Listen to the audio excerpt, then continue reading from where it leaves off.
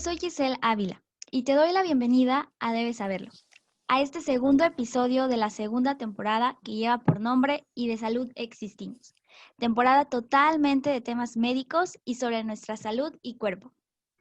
El día de hoy tenemos como invitada a la doctora Melissa Mendoza, originaria del estado de Sonora.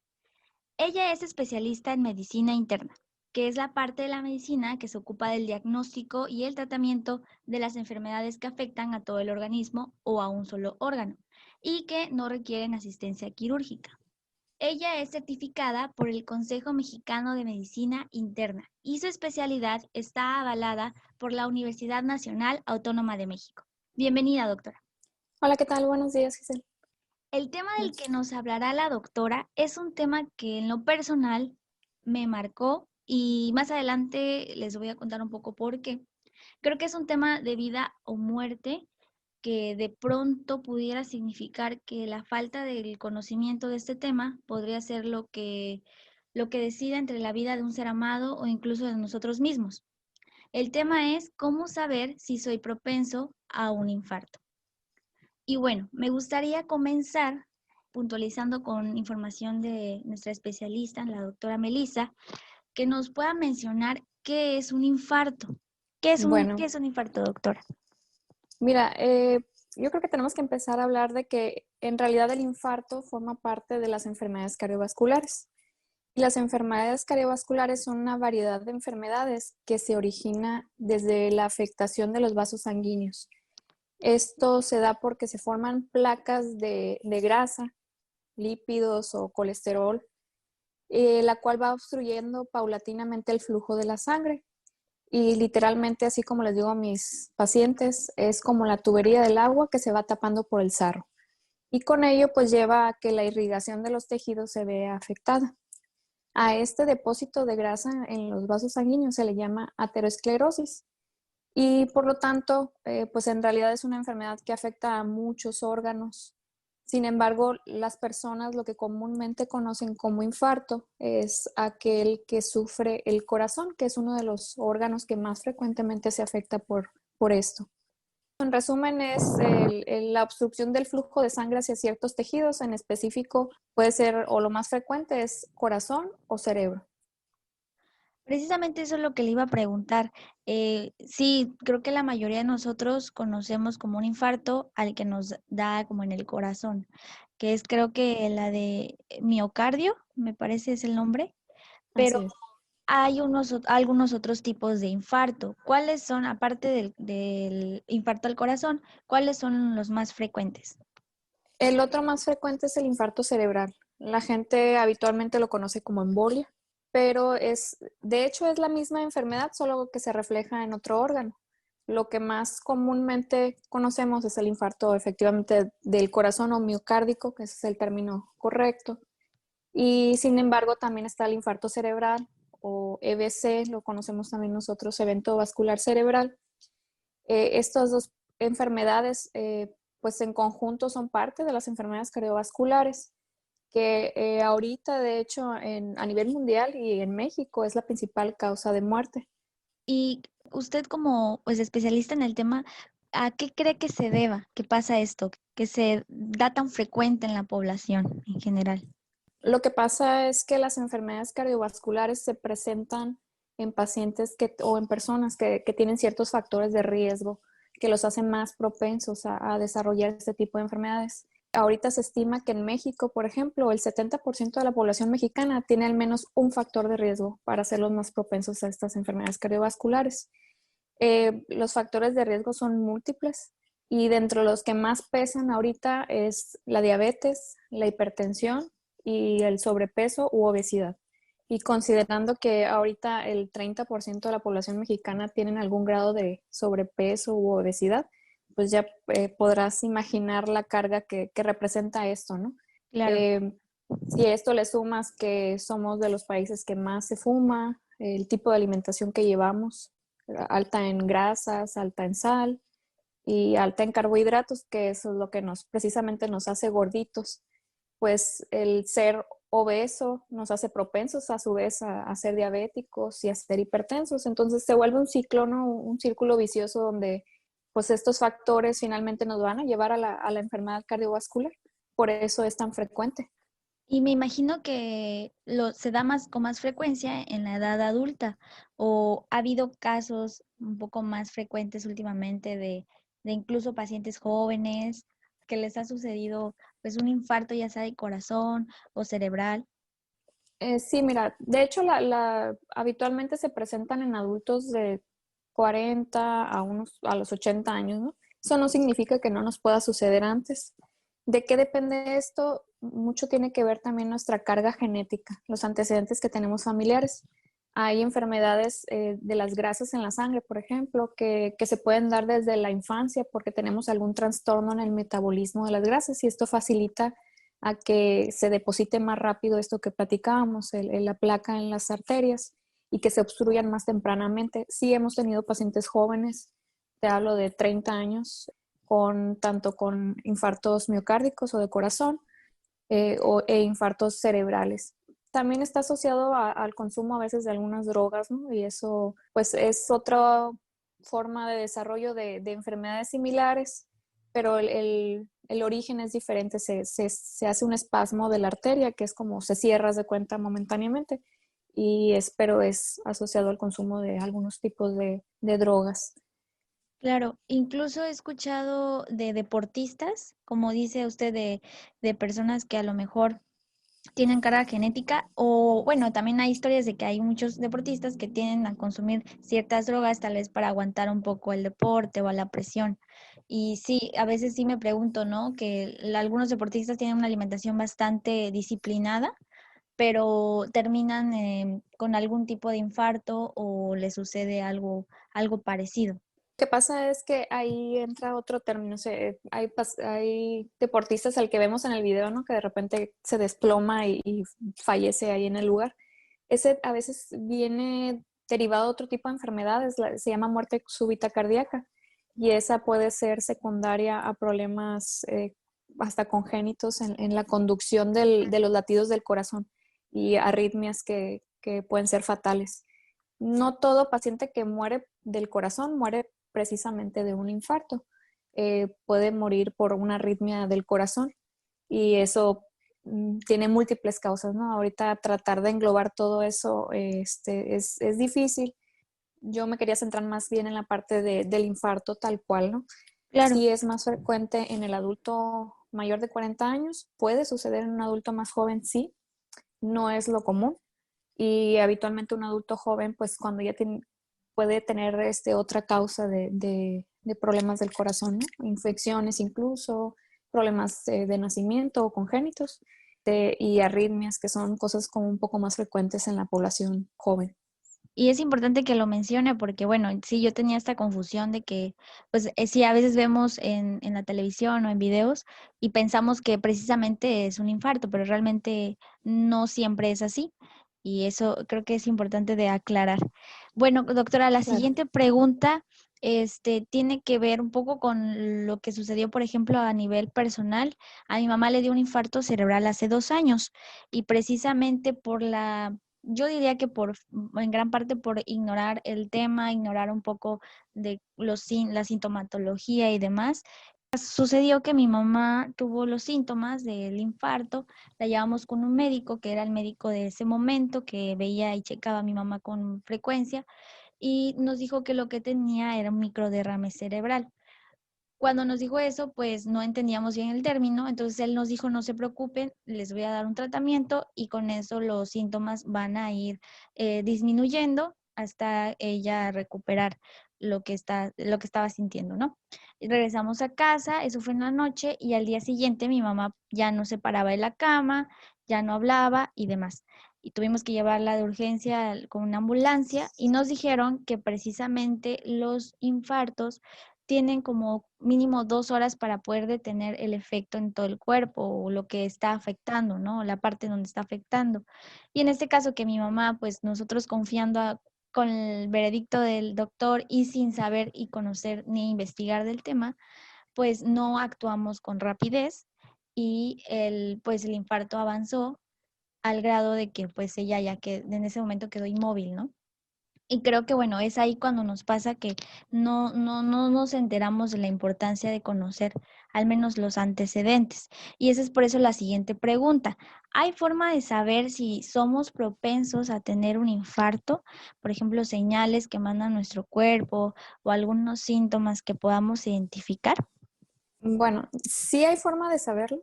Actualmente tenemos herramientas para hacer cálculos y estimar el riesgo que tiene una persona de desarrollar una enfermedad cardiovascular en cualquiera de sus formas, hablando de infarto del corazón, infarto cerebral, y se calcula en base a unos factores de riesgo cardiovasculares que la persona tiene.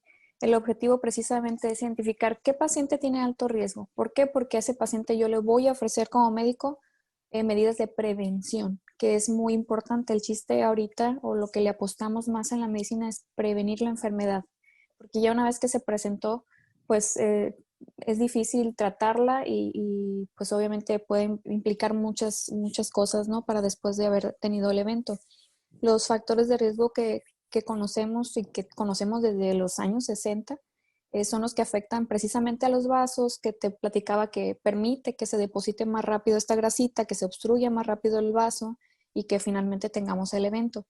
Los riesgos típicos son que la persona fume, que tenga colesterol alto, que sea obeso o tenga sobrepeso, que sea sedentario, que no haga nada de ejercicio, que tenga hipertensión arterial o diabetes y que haya antecedentes familiares de enfermedades de este tipo de forma prematura, entre algunos, ¿no?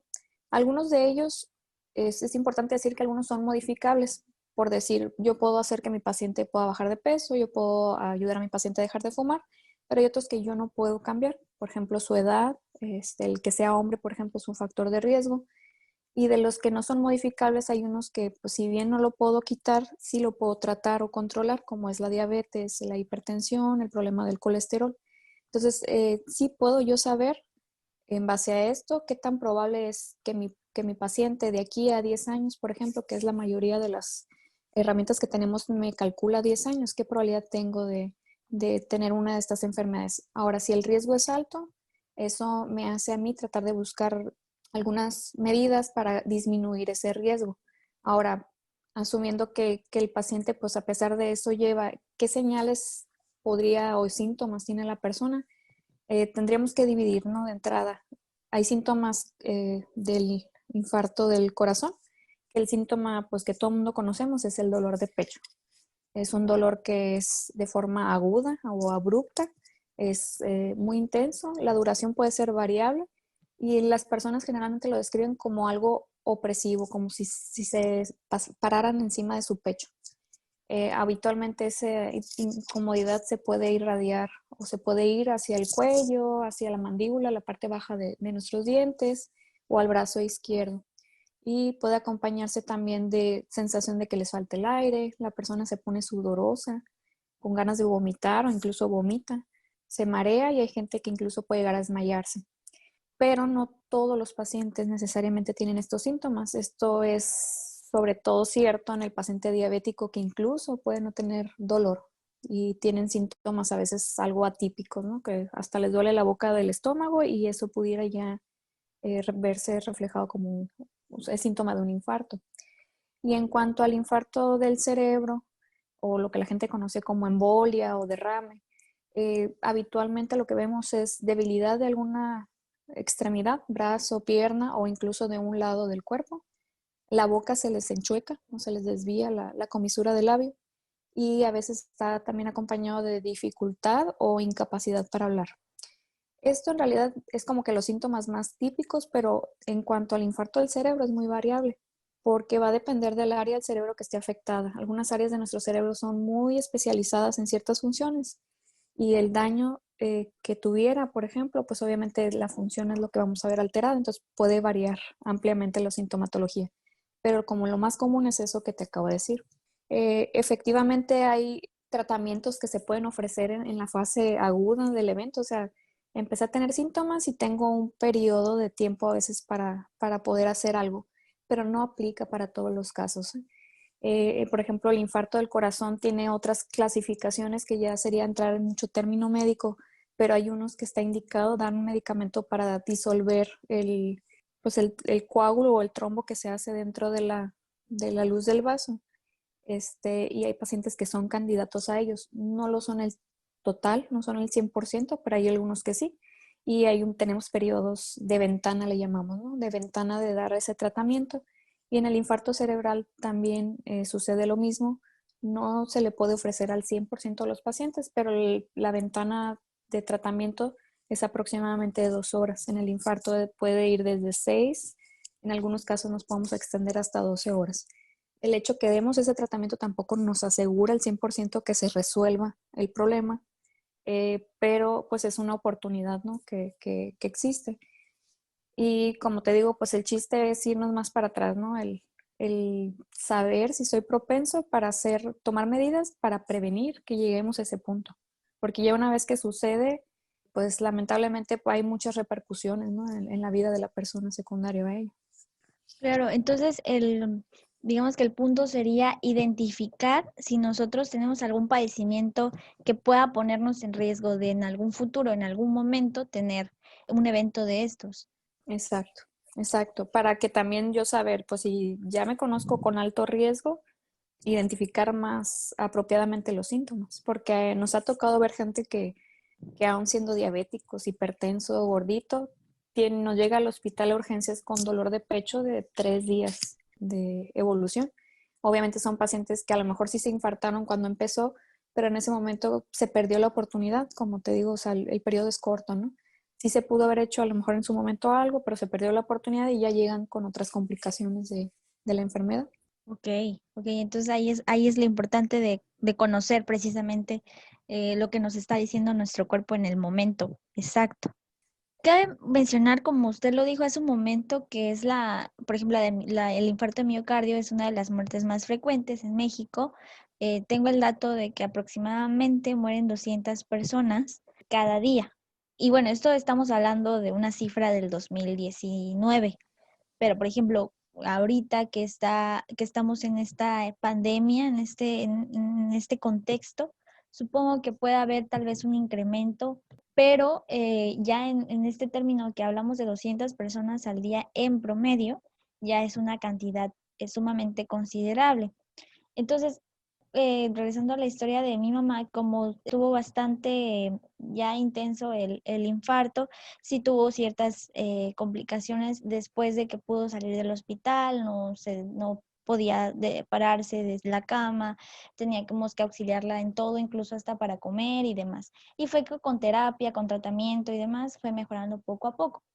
En algunos casos no se puede recuperar a la persona, ¿no? Creo que he leído que tienden a terminar en un estado bastante vegetativo o que ya no se pueden movilizar de alguna forma tan fácil o incluso mueren. Entonces, ¿qué pasa en nuestro cuerpo, doctora, después de que ocurre un infarto y que la persona puede tal vez sobrevivir a él? ¿Qué sigue después de eso? Bueno, obviamente con el conocimiento que, como comentaste, ¿no? Tenemos que tener en cuenta que es la principal causa de muerte en México y a nivel mundial. Si la persona sobrevive eso, de ahí la importancia, pues la mortalidad es alta. Si la persona sobrevive a ello, nosotros hablamos ya de morbilidad. La morbilidad es la afección que le queda al paciente, que le cuesta en su vida diaria. De entrada, pues recuperarse de un ataque tanto cardíaco como cerebral lleva un proceso largo. Pues si la persona puede quedar, en el caso del corazón, con falla cardíaca y esto limitar todas las actividades de la vida diaria, la persona puede tener dificultad para caminar de su cama al baño, por decirte algo. O sea, ya te limitó siquiera el hecho de poderte meter a bañar y cambiarte de ropa. No se diga de trabajar, obviamente ahí también eso tiene mucho que ver. La persona se ve incapacitada para trabajar a lo mejor por un tiempo o permanentemente. La persona puede quedar con dolor de pecho, que la gente lo conoce como angina de pecho. Y, y sin duda lo que más importante de todo es que esa persona ya se vuelve más propenso de tener un nuevo evento que una persona que jamás lo tuvo. Lo mismo sucede con el infarto del cerebro, o sea, implica recuperarse de lo que funcionalmente le afectó en su momento. Obviamente hay como te decía, el infarto del cerebro, incluso también del corazón, va a depender del área que se afectó. Hay áreas muy especializadas que nos hacen movernos o hablar, y si esa es la área que se afectó, la secuela o la consecuencia va a ser más grande. Y si bien hay gente que se recupera efectivamente, como dices tu mamá, con terapia, eso lleva tiempo, esfuerzo, y eso no implica que la persona vaya a quedar al 100% como era previamente. La mayoría se queda con alguna limitación física, y hay gente que lamentablemente no se puede volver a valer por sí misma nunca más. Y eso obviamente también implica el no poder trabajar en ese periodo o permanentemente. O sea, la incapacidad eh, puede ser muy grande, y eso cambiar por completo la vida de la persona, ¿no? Tener unos cambios tremendos y volverse dependiente finalmente del cuidado de terceros. Ok, entonces definitivamente un infarto es como un parteaguas de, pues de nuestra vida, ¿no? De la forma de independiente que a lo mejor estamos viviendo y nos sucede alguno de estos infartos, ya sea de miocardio o de cerebral, y cambia tal vez este ritmo que llevamos y sí hay como un riesgo latente, como mencionó usted, ¿no? Un riesgo latente que en algún momento haya algún otro evento o alguna recaída. Entonces creo que también como menciona es importante saberlo. Así es. Y bueno, doctora, ya ha mencionado algunas medidas, pero usted, ¿qué nos podría decir que podríamos implementar alguna medida para tal vez bajar, ¿no? Esta tasa de personas que lo han padecido o que lo han sufrido, que podamos tal vez cuidar esta parte de nuestro día a día? Sí, mira, yo creo que es tratar de mantener nuestra salud. A veces no lo vemos, pero no tenemos cosa más preciada que la salud. Y tenemos que apostarle a la prevención de las enfermedades más que al tratamiento. Eh, yo creo que hace falta volver algo más común o más habitual las consultas de chequeo, no acudir al médico porque estoy enfermo, acudir al médico porque estoy sano y me quiero mantener sano y quiero detectar tempranamente cualquier cosa que pudiera estar afectando mi salud, ¿no? Para identificar factores de riesgo, como los que comentábamos, y para que el médico me dé a lo mejor alguna recomendación apropiada para mi caso, para evitar que yo presente alguna de estas enfermedades, porque siempre nos va a costar menos, mucho menos que el tratar ya la enfermedad. Y, por ejemplo, en nuestro país ahorita está algo muy fuerte que en las redes sociales lo puedes ver, y es el tratar de concientizar a la gente sobre el sobrepeso y la obesidad.